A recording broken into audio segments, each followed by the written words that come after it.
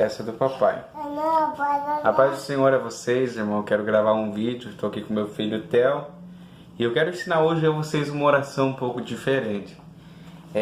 Lá em Lucas capítulo 23, versículo 26 em diante, vai dizer que Simão Cirineu ele é forçado a levar a cruz de Cristo.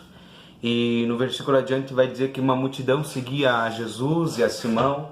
E eles batiam no peito chorando, as mulheres chorando.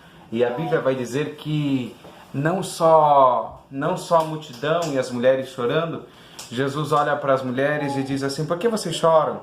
Chorem antes pelos filhos de vocês, não por mim.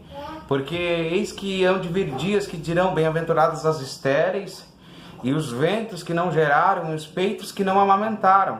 Então começarão a dizer aos montes: cai sobre nós, e aos outeiros cobri-nos. Porque se ao madeiro verde fazem isto, o que será do seco? É interessante que Jesus vai dizer que vão começar a dizer: bem-aventuradas estéreis e os seios que não amamentaram.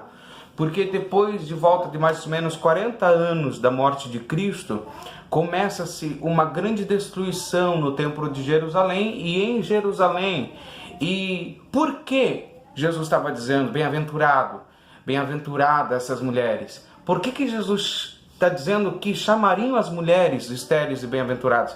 Porque elas não teriam filhos para lamentar e para sofrer naquele momento.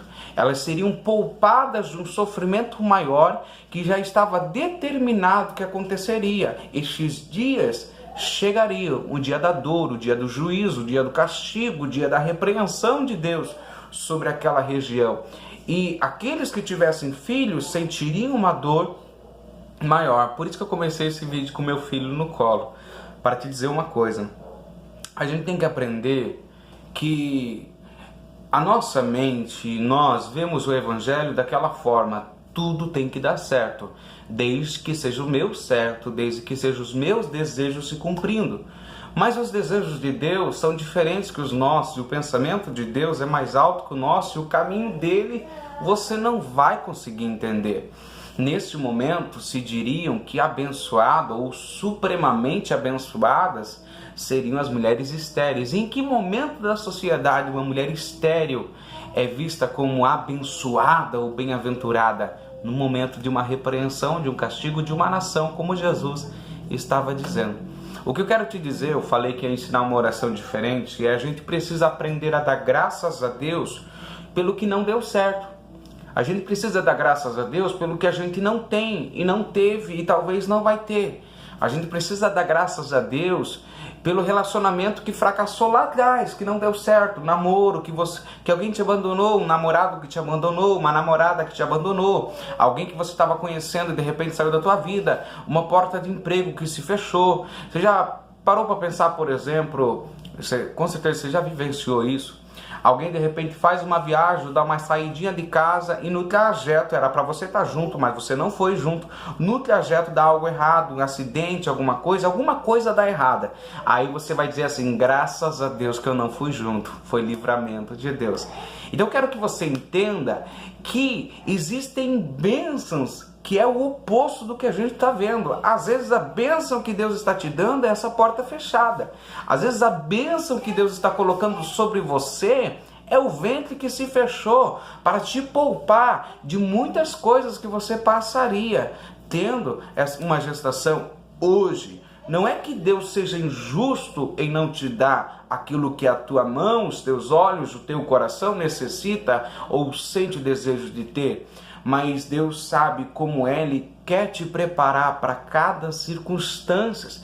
Quantas pessoas receberam antes de mim o que eu queria receber, mas elas receberam e para elas não foi bênção, para elas não trouxe edificação, não trouxe aperfeiçoamento. E alguns receberam coisas que eu desejava muito, não os invejando, mas eles receberam coisas que eu desejava receber também, e alguns até se afastaram de Deus.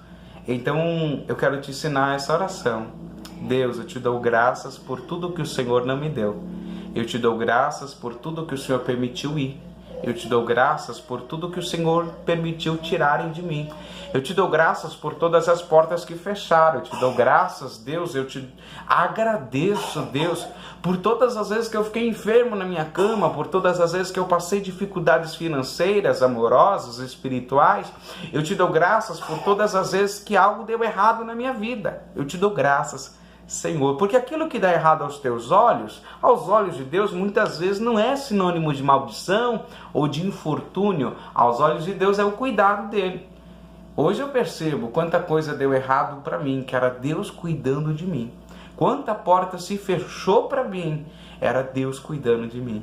Quantas vezes alguém voltou atrás de algo que ia fazer para mim, e eu achava que aquilo era terrível e me entristecia, e hoje eu olho e percebo, era Deus cuidando de mim.